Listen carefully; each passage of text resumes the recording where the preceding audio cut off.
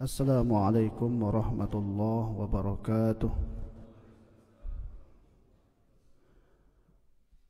Alhamdulillahi rabbil alamin, wal aqibatu lil muttaqin wala udwana illa 'alal zalimin. Asyhadu an la ilaha illallah wahdahu la syarika lah, wa asyhadu anna Muhammadan 'abduhu wa rasuluh. Allahumma salli ala sayyidina Muhammadin wa ala alihi wa ashabihi ajma'in, wa man jahada fi sabilihi ila yaumiddin, wa ba'd.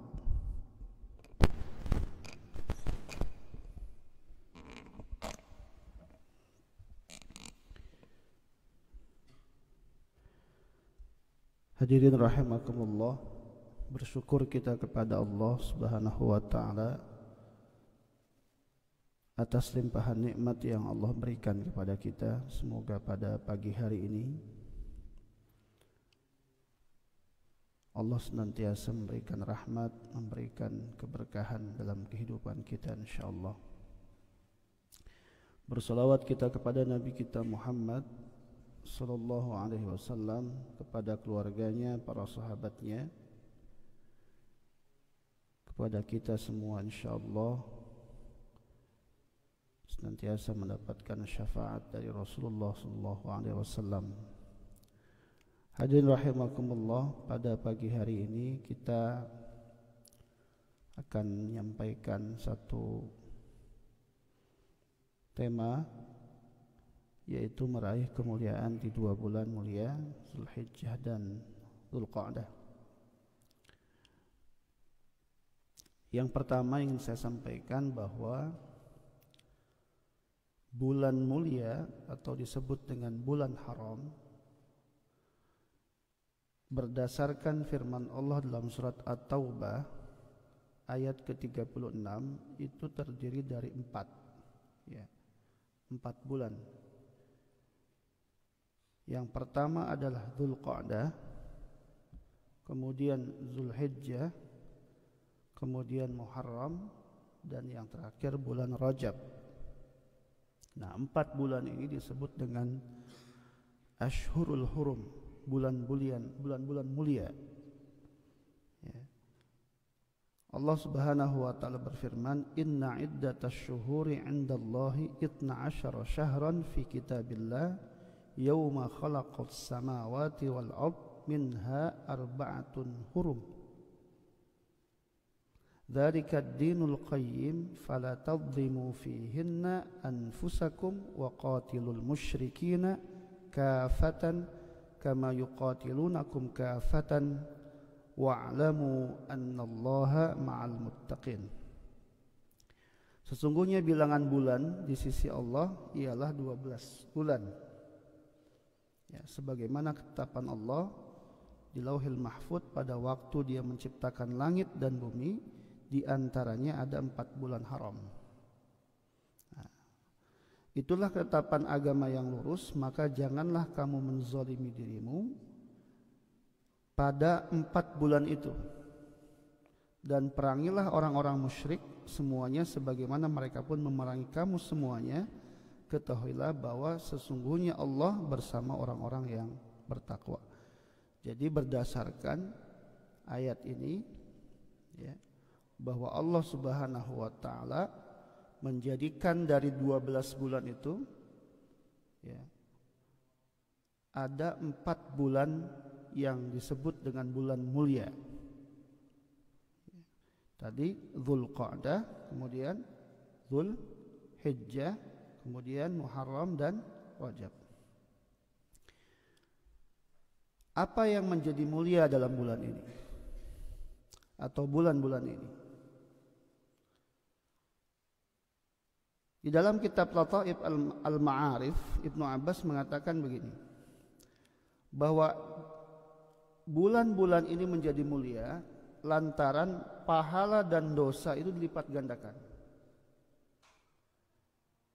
Jadi kalau berbicara secara umum bulan-bulan yang ada, kita berdosa maka tetap akan mendapatkan balasan dari Allah Subhanahu wa taala Dan ketika kita melakukan satu amal tetap dapat balasan. Akan tapi perbedaannya adalah pada 4 bulan tersebut ada lipat ganda terhadap dosa dan ada lipat ganda terhadap pahala. Ya. Secara umum kita berdosa ya, pada 12 bulan yang ada atau pada bulan-bulan yang ada selain 4 bulan ini misalkan itu pasti berdosa kalau kita melakukan mendapatkan ganjaran atas dosa yang kita lakukan. Begitu juga melakukan satu amalan akan mendapatkan ganjaran dari apa yang kita lakukan. Akan tetapi pada 4 bulan ini ada lipat ganda. Kebaikan dilipat gandakan, keburukan juga dilipat gandakan. Ya. Kata Ibnu Abbas, Allah mengkhususkan 4 bulan tersebut sebagai bulan haram. Ya. Kemudian melakukan maksiat pada bulan tersebut dosanya akan lebih besar dan amalan soleh yang dilakukan akan menuai pahala yang lebih banyak. Makanya tadi malam misalkan saya sampaikan ketika orang melakukan satu amalan pada bulan tersebut, misalkan berhaji, ya, selain tempat yang didatangi itu tempat yang memang memiliki pahala yang luar biasa, ganjaran sholat di masjid selain Masjidil Haram tentu juga besar. Misalkan orang sholat di rumah dengan orang datang ke masjid itu beda pahalanya. Akan tapi ketika orang datang ke Mekah kemudian melakukan sholat itu pahalanya berlipat-lipat. Ya. 1.000, 10.000. Ya. Kalau bicara angka misalkan ada perbedaan. Nah, apalagi kalau kita mengambil dalil umum yang berkaitan dengan bulan Dzulhijjah itu sendiri. Ya. Dan perlu kita ketahui bahwa bulan Dzulqa'dah yang dia itu bagian dari rangkaian bagian dari rangkaian bulan haji. Di dalam satu firman Allah Subhanahu wa taala disebutkan ya Al-Baqarah 197 Al-hajju ashhurum ma'lumat. Ya. Musim haji itu berlangsung pada bulan-bulan yang dimaklum.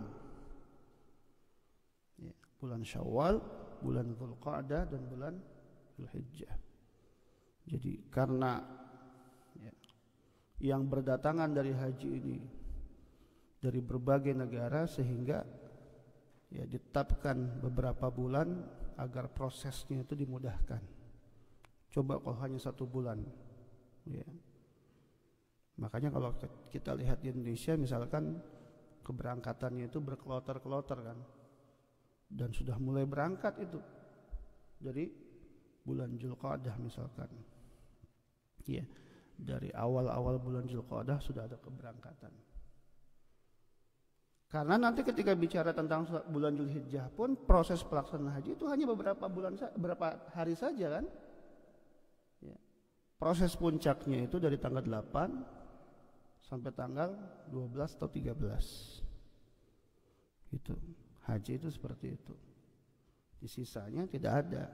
Orang sudah mulai pulang pelan-pelan. Ya, haji itu kan ada haji qiran, ada haji tamattu, ada haji ifrad.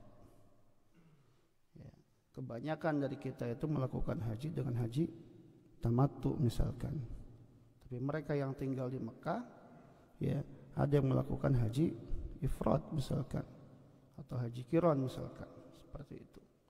Nah, space waktu yang ada, ya. Dari bulan Syawal, bulan haji itu dilakukan ya, biar tidak kemudian tumpah ruah sehingga ya crowded lah bahasa kita.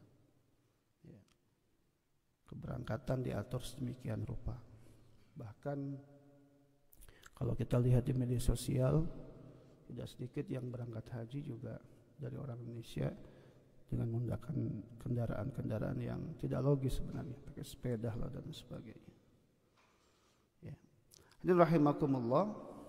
Itu ya, yang pertama ingin disampaikan ya, kenapa menjadi mulia? Karena pahala dan dosa yang dilakukan pada bulan-bulan tersebut atau bulan haram, dan kita sekarang masih di bulan Dzulqa'dah, akhir bulan Dzulqa'dah. Ya, makanya dari Korea juga pemberangkatannya mulai malam ini. Tadi kita sempat lihat juga di media sosial, di Facebook, beberapa teman berangkat ya dari Masjid Itaewon ya, baru kemudian ke bandara dan seterusnya ya. Jadi kalau kita bicaranya berdosa, kapanpun nggak boleh. Melakukan kebaikan kapanpun bagus, tapi untuk di bulan haram dilipat gandakan dosa yang kita lakukan itu ya. Ini menjadi pembeda dibanding bulan-bulan yang lain. Hadirin rahimakumullah. Kemudian bulan Dzulhijjah ini ya, berbicara di awal ini keutamanya luar biasa ya, awal-awal Dzulhijjah ini ya. Di dalam satu makalah disebutkan dalam kitab Lataiful Ma'arif, Suhail bin Abi Salih dari ayahnya dari Ka'ab, ia berkata, Allah telah memilih waktu, dan waktu yang paling Allah cintai adalah pada Ashhurul Hurum, bulan haram, yaitu Muharram, Rajab, Dzulqa'dah, Dzulhijjah. Bulan haram yang paling Allah cintai adalah bulan Dzulhijjah. Hari-hari Dzulhijjah yang paling Allah cintai adalah 10 hari pertamanya ya. Nanti kita akan menyampaikan beberapa amalan yang bisa dilakukan di bulan Dzulhijjah, terutama di awal-awalnya.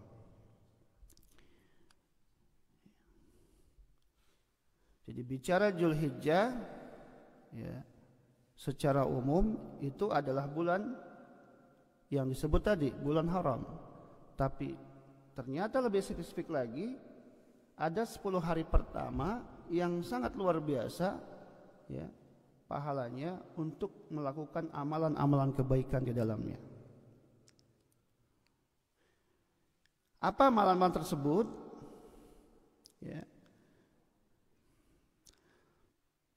Yang pertama adalah tentu amalan yang paling luar biasa untuk dilakukan di bulan Dzulhijjah ini adalah apa? Haji dan umrah.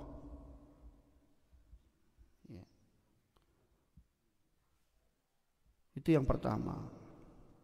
Ini adalah amalan atau amaliyah yang luar biasa pahalanya, atau luar biasa ya, memberikan dampak kebaikan bagi kita. Bagaimana tidak, misalkan haji dimasukkan di dalam amalan yang paling utama, ataupun umrah misalkan. Pertama, kenapa umrah masuk ya secara umum ya, karena haji itu ada umrahnya itu ya, yang disebut dengan umrah wajib. Tuh, makanya orang yang melakukan haji tamattu biasanya dia melakukan umrahnya dulu, baru kemudian ya dia melakukan hajinya. Tamattu itu dalam bahasa Arab artinya nyantai ya, makanya tidak terburu-buru dia. Tapi yang datang ya dengan haji qiron, dia melakukan bersamaan. Nah, biasanya space waktunya agak sedikit sempit dia.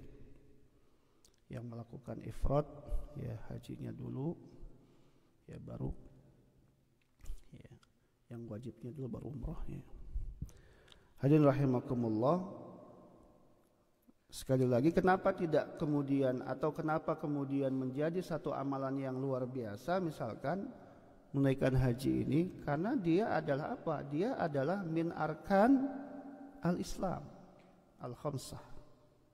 Dia termasuk rukun Islam yang 5 itu ya. Disebutkan dalam hadis ya, bahwa rukun Islam itu antasyhada, kamu bersyahadat kepada Allah. Kemudian yang kedua apa? Melakukan salat. Yang ketiga zakat. Yang keempat puasa. Dalam riwayat yang lain puasa, baru kemudian zakat. Yang terakhir adalah ya melakukan haji jika kalian mampu. Nah, ini kan ya pilar penting dalam beragama. Ya. Makanya dalam satu hadis misalkan disebutkan, ya, walaupun kemudian ada yang menganggap hadis ini tidak pada ya derajat kesahihan yang paling tinggi, disebutkan orang yang dia itu ya mampu tapi kemudian dia tidak berhaji, ya, maka dia akan mati dalam keadaan mati jahiliyah. Ya, saking ibadah ini memiliki penekanan yang luar biasa kepada orang-orang yang telah memiliki kemampuan. Ya. Yang kedua, amalan apa lagi yang kedua yang utama dilakukan di bulan Dzulhijjah? Yang kedua itulah berkurban. Ya. Bahkan dalam satu hadis disebutkan kurban itu punya kaitan dengan apa? Kasih. Kurban itu punya kaitan dengan ya, dengan ibadah salat. Kata Rasulullah SAW, "Man wajada sa'atan falam yudhahi fala yaqrabanna musallana." Siapa yang punya kemampuan, kata Rasulullah, ya, kemudian dia tidak berkurban, maka kata Rasulullah, janganlah sekali-kali atau janganlah pernah dia mendekati tempat salat saya. Ya. Saking ibadah tersebut memiliki fadilah yang luar biasa. Yang kedua, ibadah tersebut ya, punya kaitan dengan ibadah yang lain, yaitu salat. Ya, seakan-akan Allah ingin mengatakan melalui lisan Rasulullah SAW, ya, bahwa ketika orang itu salat tapi dia mampu berkurban tidak melakukan korban, ya salatnya dipertanyakan juga oleh Rasulullah SAW. Ya. Kurban bisa dilakukan 10 Dzulhijjah, 11, 12, 13. Yang ketiga, ya, ibadah yang juga luar biasa dilakukan di bulan-bulan Dzulhijjah, terutama di awal-awal, itu adalah memperbanyak puasa. Ya, memperbanyak puasa. Terlebih puasa Arafah. Ya, mereka yang tidak melakukan haji, mereka berpuasa di tanggal 9, ya, itu fadilahnya luar biasa, menghapus dosa-dosa 1 tahun penuh. Ya. Kemudian di awal-awal itu dari tanggal 1 sampai tanggal 9. Kalau kita nggak bisa melakukan dari 1 sampai 9, minimal kita melakukan pada tanggal 9-nya. Itu yang disebut dengan puasa Arafah. Ya. Dalam satu riwayat disebutkan dari Hunaidah bin Khalid, dari istrinya, dari salah seorang istri Nabi Muhammad SAW, bersambung sampai ke sana, yang diriwayatkan oleh Ahmad dan Abu Daud, bahwa Rasulullah SAW melakukan puasa pada 9 hari bulan Dzulhijjah, yaitu tanggal 1 sampai tanggal 9, kemudian hari Asyura tanggal 10 Muharram, kemudian Rasulullah juga biasa melakukan puasa 3 hari setiap bulan yang kita sebut dengan Ayyamul Bid, ya, 11, 12, 13. Dan hari Senin dan Kamis, ya, pertama setiap bulan, ya, diriwayatkan dalam Ahmad dan Abu Daud. Itu yang ketiga, puasa, memperbanyak puasa.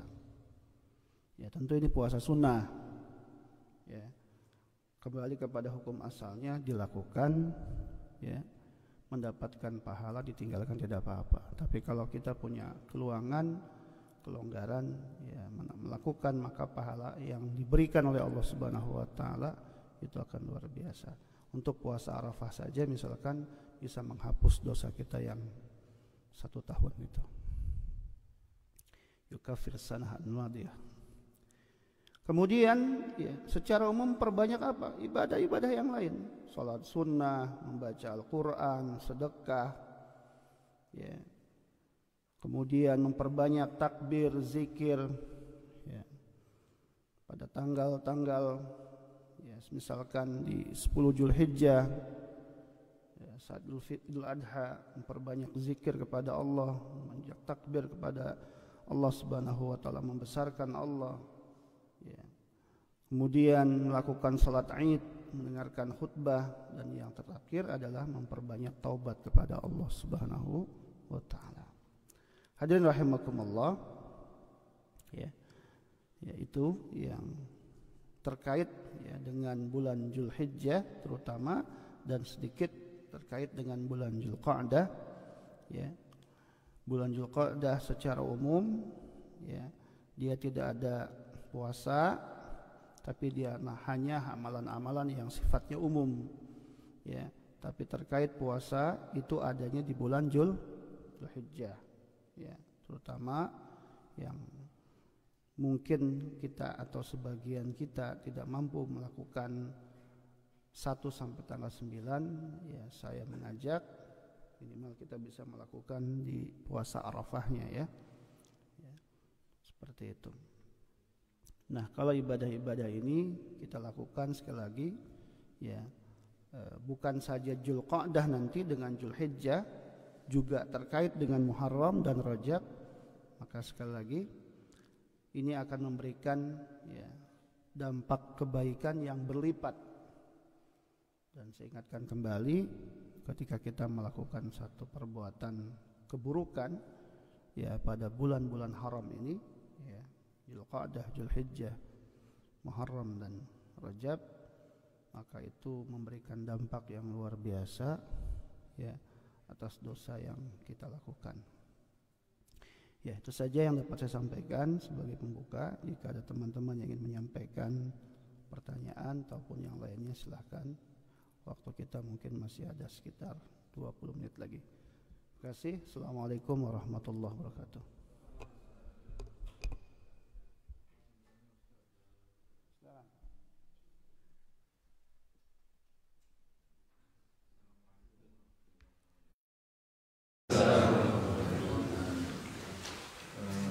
Tadi dijelaskan oleh Ustaz di surat At-Taubah ayat 36.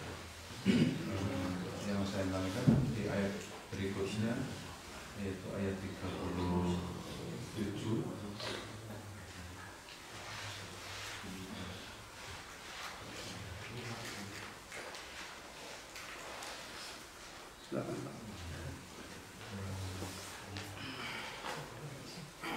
Yang artinya sesungguhnya memundur-mundurkan bulan haram itu adalah menambah kekafiran, dan disesatkan orang-orang yang kafir dengan memundurkan itu. Mereka mengharapkannya pada 1 tahun dan mengharapkannya pada tahun yang lain, agar mereka dapat mempersesuaikan dengan bilangan yang Allah mengharapkannya. Maka mereka mengharapkan apa yang diharapkan Allah. Syaitan menjadikan mereka memandang perbuatan mereka yang buruk itu, dan Allah tidak memberi petunjuk kepada orang-orang kafir. Ini mohon untuk penjelasannya, Ustaz, yang terutama dari makna yang awal tadi. Sesungguhnya mundur-mundurkan bulan haram itu adalah menambah kekafiran. Mungkin itu saja yang bisa saya. Terima kasih. Assalamualaikum warahmatullahi wabarakatuh. Waalaikumsalam.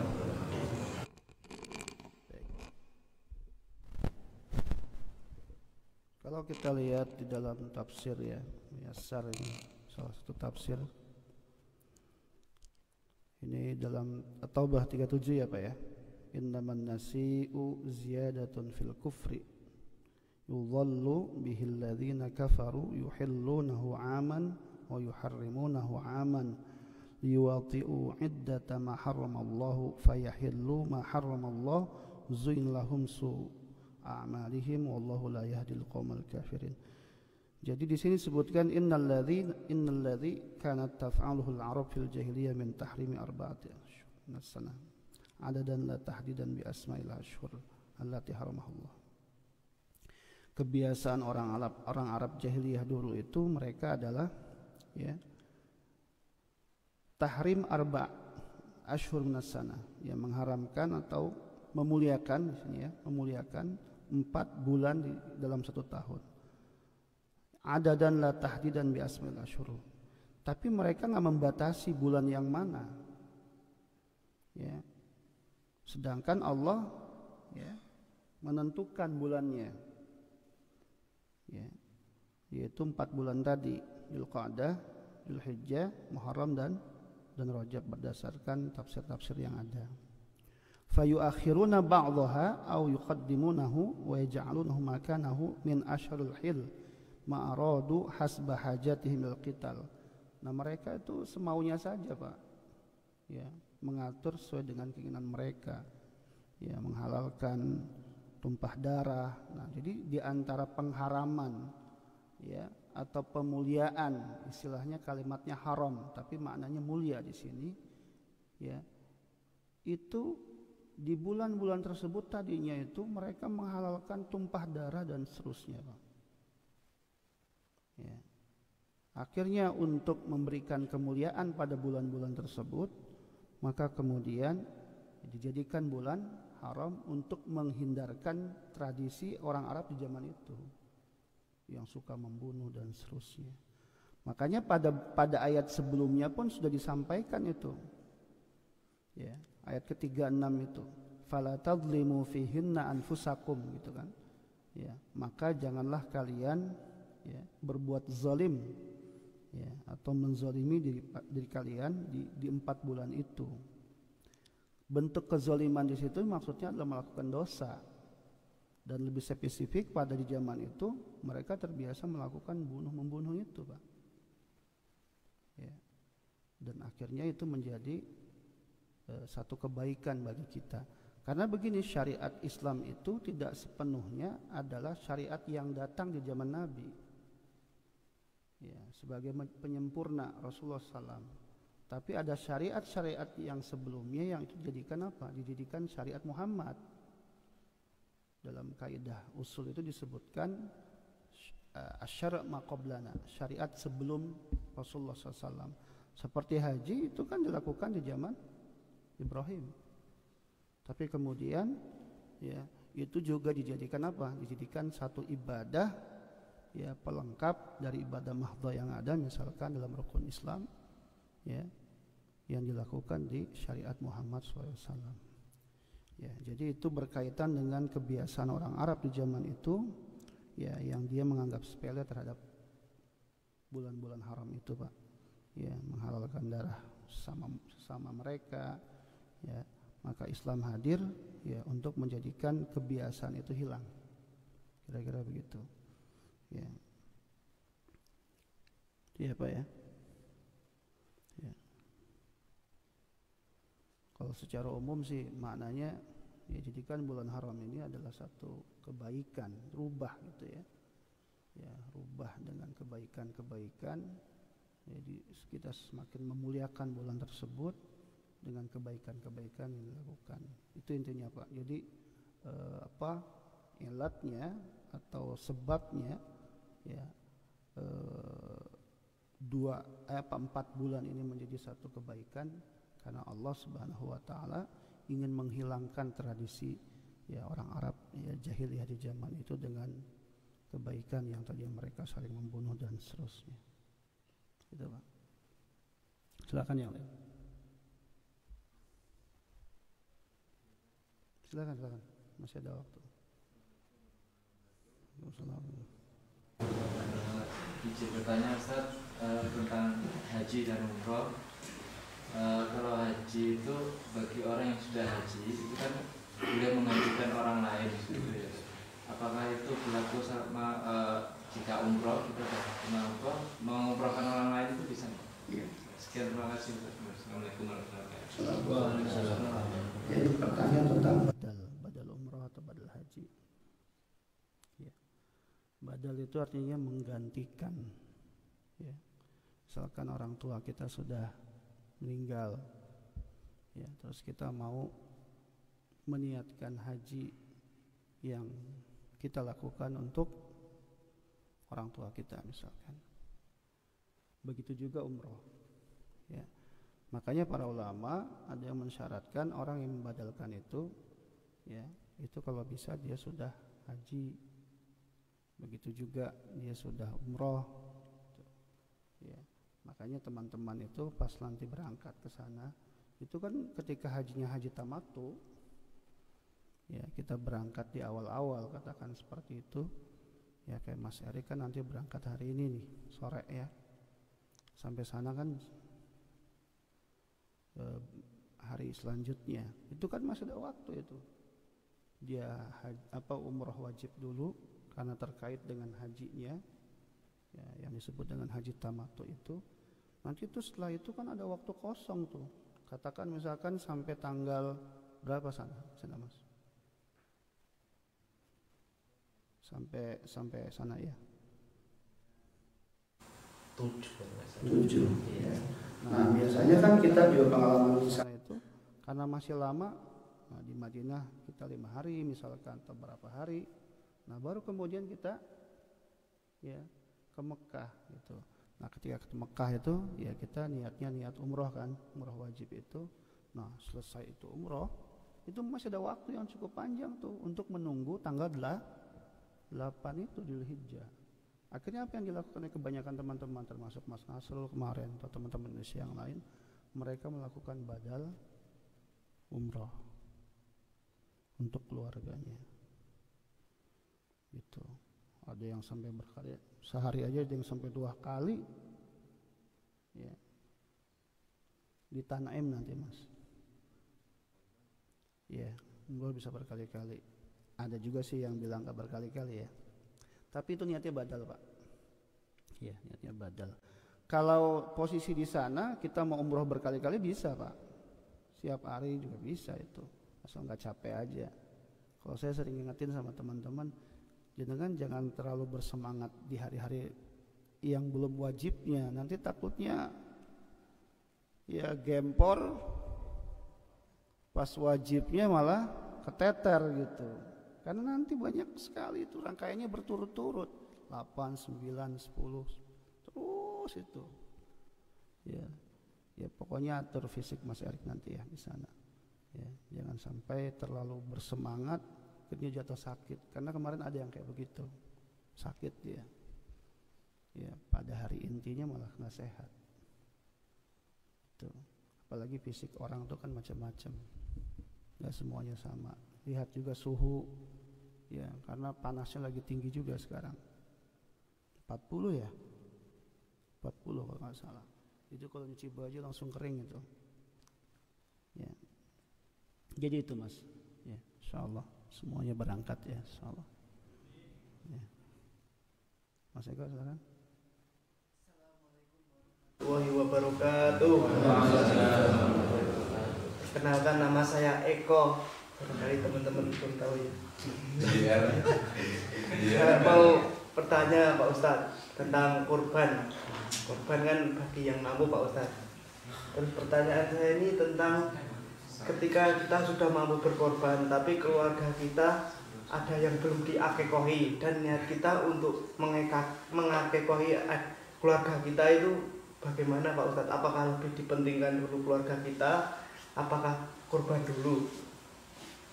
Jadi yang mana lebih didahulukan antara korban dulu apa bantu keluarga dulu? Sekian dari saya. Wassalamualaikum warahmatullahi wabarakatuh. Masalah akikah ya, dengan kurban. Ya, akikah itu secara fikih ya disebutkan dalam satu hadis, kullu ghulamin murtahanun bi aqiqatihi fi yaumi sabi'ihi. Ya. Artinya setiap bayi yang terlahir itu tergadai dengan akikahnya ya, wa yudbah fi yaumi sabi'ihi wa yusamma dan seterusnya. Kemudian ya sembelihlah gitu kan kambing ya, kalau dia laki-laki 2, kalau perempuan 1 di hari yang ke-7. Sekarang pertanyaannya, kalau dia mengakikahi diri di usia itu bisa nggak? Enggak kan?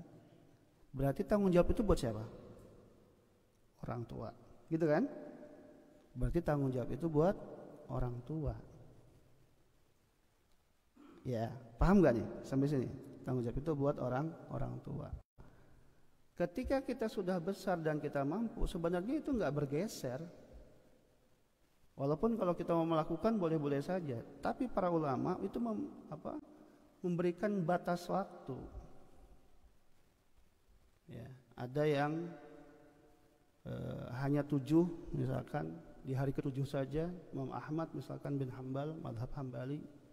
Ada Imam Malik boleh ya digenapkan di hari yang ke-14-nya, di hari yang ke-21-nya.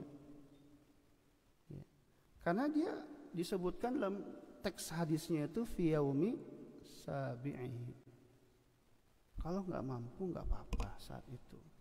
Ya mungkin satu nggak mampu, yang kedua masyarakat banyak yang nggak paham tentang akikah.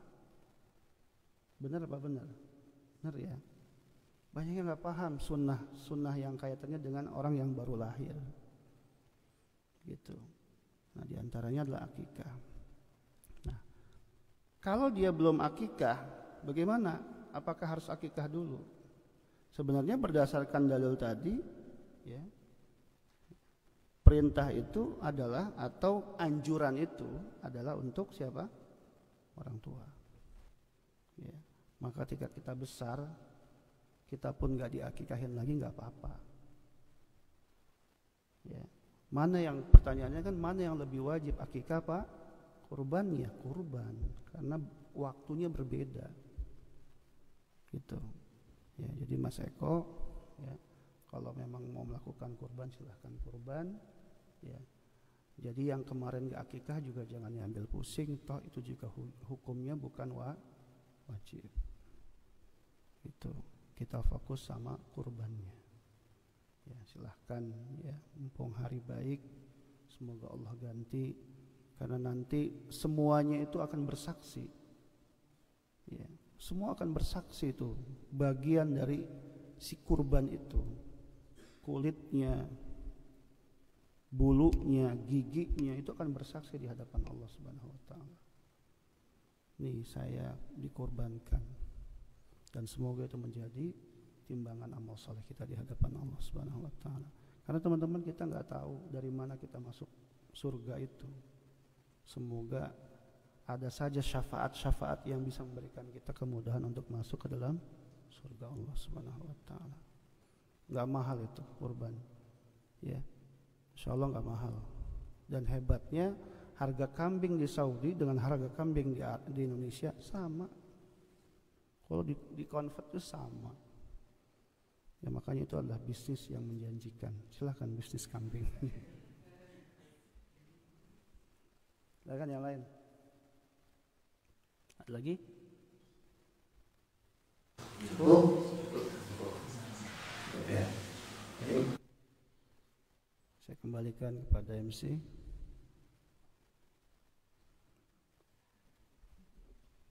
Nanti kalau nggak ditutup nggak bubar-bubar. Dari situ monggo. Satu. Terima kasih Pak Ustadz atas ilmunya. Semoga bermanfaat kepada kita semua. Amin. Ya. Sebentar lagi karena sebentar lagi kita mungkin udah capek kaki kita ya mau olahraga bola. Habis ini kita akan olahraga sepak bola ya, yang mau ikut silakan nanti jam berapa? Jam 6. Baik, mari kita tutup acara pagi kali ini dengan doa kafaratul majlis. Subhanallah wa bihamdika asyhadu an la